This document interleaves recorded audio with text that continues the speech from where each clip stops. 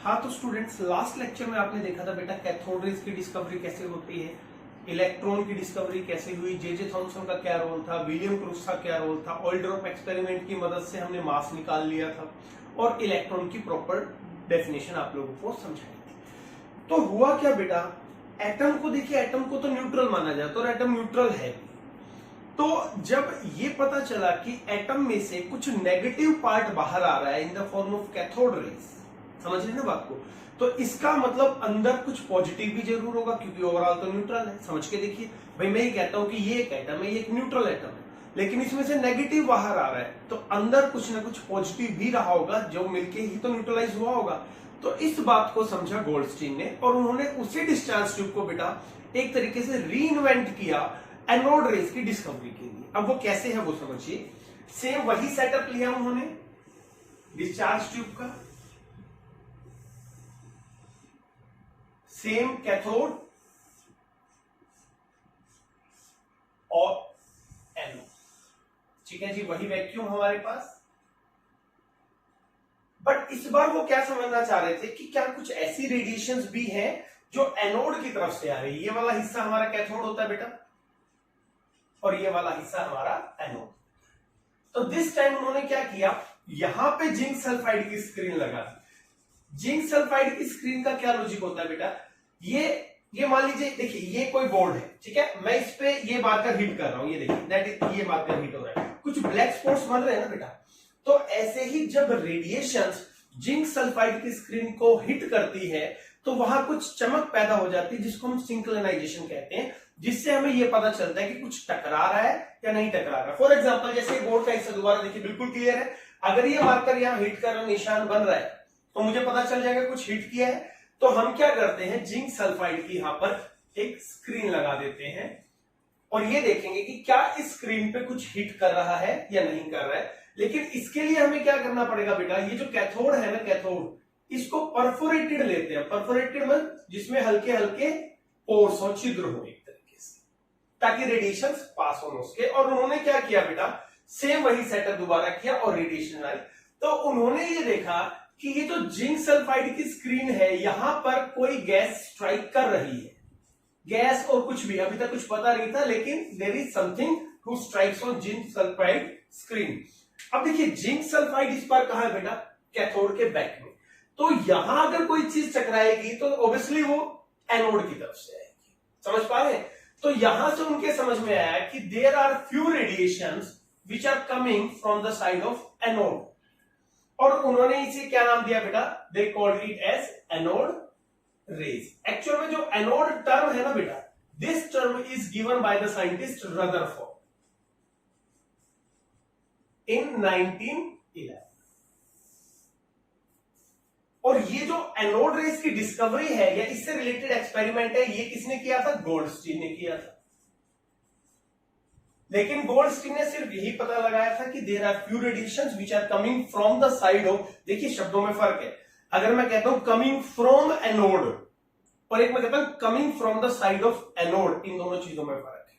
जैसे एक objective question बनता है, cathode rays are coming from cathode, anode rays are coming from anode, नहीं बेटा।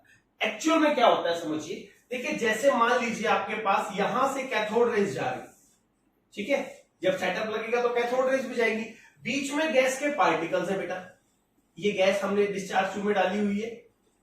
अब ये इनसे हिट करेंगे, हिट करने से क्या होगा बेटा, इनके इलेक्ट्रॉन इजेक्ट आउट हो जाएंगे। अब वो इलेक्ट्रॉन तो चले जाएंगे पॉजिटिव की तरफ। और समझिएगा कोई भी गैस अगर है, मान लीजिए हीलियम है बेटा, इसका इलेक्ट्रॉन इजेक्ट आउट हो जाए तो हीलियम पे क्या चार्ज बचेगा, पॉजिटिव चार्ज बचेगा। अब वो पॉजिटिव चार्ज कहां जाएगा, फिर जो भी गैस से आपका कैथोड रेज टकराएगी कैसी हो जाएगी, वो पॉजिटिव। अब वो positive charge particle will move towards negative charge and that is our cathode. तो हमेशा एक बात याद रखनी है कि cathode rays are produced from cathode but anode rays are produced in between cathode and anode by the striking of cathode rays on the particle of gas indulge या फिर taken in your discharge tube, ठीक है। इस anode rays के साथ साथ इन्हें बेटा कैनल रेज भी बोला जाता है, एक और नाम यूज कर लिया जाता है इनके लिए, कैनल। देखिए इसकी खास बात क्या है वो बताता हूं। ये सेटअप तो समझा गोल्डस्टीन ने, टर्म दी रदरफोर्ड ने, और इनकी प्रॉपर्टीज को अगेन स्टडी करने वाले साइंटिस्ट थे बेटा जी जे थॉमसन। ठीक है, तो सेटअप समझ में आ रहा है। इस बार रेडिएशन कहां से आ रही है? From the side of anode, और इन्हें क्या नाम दिया जा सकता है? कैनल रे। सेटअप किसने किया? गोल्डस्टीन ने। टर्म किसने दी? रदरफोर्ड ने। तो जे थॉमसन का क्या रोल है? जे थॉमसन ने इनकी प्रॉपर्टी स्टडी की। जे थॉमसन, और तकरीबन 1886 के नियर बाई ये एक्सपेरिमेंट हुआ था बेटा, 1886। चलिए बेटा, अब हम इनकी प्रॉपर्टी स्टडी करते हैं। जनरली इनकी properties are quite similar to cathode rays, और प्रॉपर्टी को स्टडी भी जे थॉमसन ने किया था। तो properties are studied by J Thomson. First property बेटा सेम है, they also travels in straight line, travels in straight line.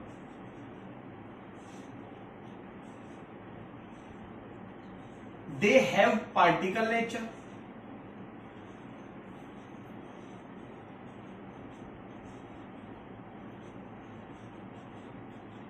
इन दोनों के लिए कौन सा एक्सपेरिमेंट किया गया? स्ट्रेट लाइन के लिए क्या किया बेटा? पीछे एक ऑब्जेक्ट रख दिया, अगर उसकी शेडो एग्जैक्टली बैक साइड में बन रही है तो rays are coming in straight line. और पार्टिकल नेचर, पार्टिकल नेचर से सीधा सा मतलब होता है बेटा जिसका कोई मास हो। ओके, तो क्या किया गया? एक लाइट पेडल व्हील रख दिया गया। जब रेडिएशन उससे कोलाइड करेंगे, अगर वो रोटेट हो रहा है, इसका मतलब रेडिएशन का कुछ मास है। तो जब हमने इनके रास्ते में लाइट पेडल व्हील रखा बेटा, वो रोटेट कर गया, it means they also have mass. Third, they are positive in nature, यानी कि इनके ऊपर पॉजिटिव चार्ज है। इसका कैसे पता कर सकते हैं? यहां पे एक नेगेटिव पॉजिटिव का सेटअप है हमारे पास। अगर ये रेडिएशन कहां जा रही है? टुवर्ड्स पॉजिटिव जा रही है, तो इनके ऊपर नेगेटिव चार्ज है, बट ये रेडिएशन गई बेटा जी टुवर्ड्स नेगेटिव। इसका क्या मतलब हुआ? कि इनके ऊपर पॉजिटिव चार्ज है। They have penetration effect. समझते हैं पेनिट्रेशन इफेक्ट? एक्सप्लेन कर चुके हैं हम लोग। Fifth, they ionise the gas, ionise the gas through which they pass, through which they pass. Sixth, they produce flash when strike on ZNS screen।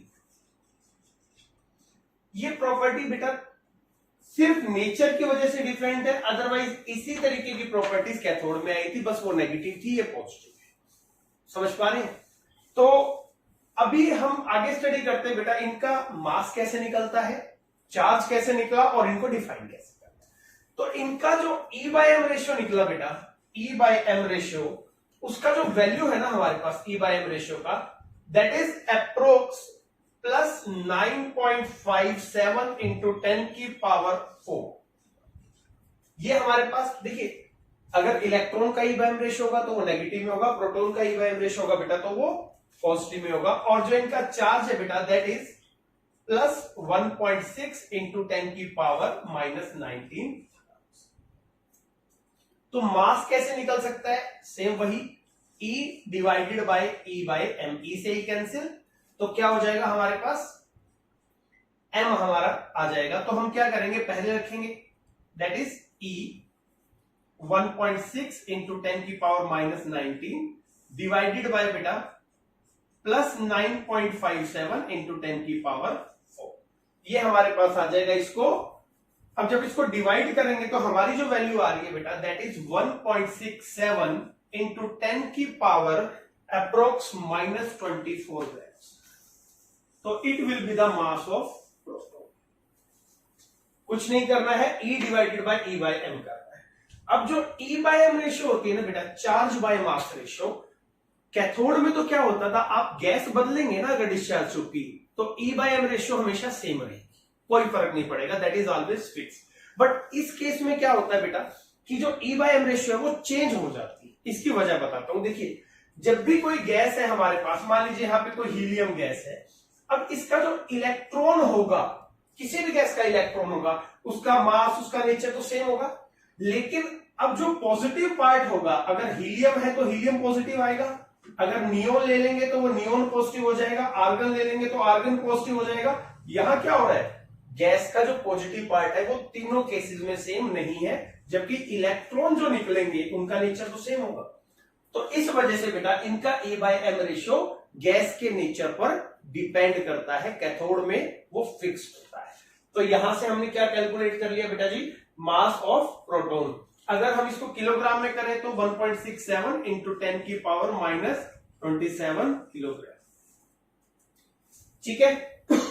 अब अगर आपको ध्यान है, ये जो मास है 1 AMU का मास क्या होता है बेटा, दैट इज अप्रोक्स 1.67 इंटू 10 की पावर -24 ग्राम, और इनका मास भी कितना है, सेम। तो हम ये मानते हैं कि भाई इनका जो मास है वो हाइड्रोजन के मास के इक्विवेलेंट होता है, यू कैन से इक्वल होता है। समझ पा रहे, कैसे, समझ लीजिए। अभी हाइड्रोजन का मास कितना बेटा, हाइड्रोजन का मास है 1.008 AMU, okay, and 1 AMU is 1.67 into 10 की पावर -24 ग्राम्स। तो जब हम इसको ग्राम में निकालेंगे तो क्या आ जाएगा, 1.008 इंटू 1.67 इंटू 10 की पावर -24 ग्राम्स। ये तो आ गया हाइड्रोजन का मास। हम क्या करेंगे, प्रोटॉन के मास से इसको डिवाइड करेंगे। अभी प्रोटॉन का मास कितना है हमारे पास, ये हमारा प्रोटॉन का मास है बेटा, दैट इज 1.67 इंटू 10 की पावर -24 ग्राम। तो अप्रोक्स हमारे पास वैल्यू 1 आएगी। इसका मतलब हाइड्रोजन के एटम का मास और एक प्रोटॉन के एटम का मास एग्जैक्टली हम मान के चलते हैं कि इक्वल होता है। ठीक है। तो अगर हम प्रोटॉन की डेफिनेशन बनाएं बेटा, तो प्रोटॉन की डेफिनेशन क्या बनेगी वो समझिए, पहले एक बार सुन लीजिए अच्छे से। Proton is also a fundamental particle, its charge is equal to +1.6 into 10 की पावर -19 कूलम्ब। इलेक्ट्रॉन के केस में यही वैल्यू होती है -1.6 इंटू 10 की पावर -19 कूलम्ब। ठीक है जी।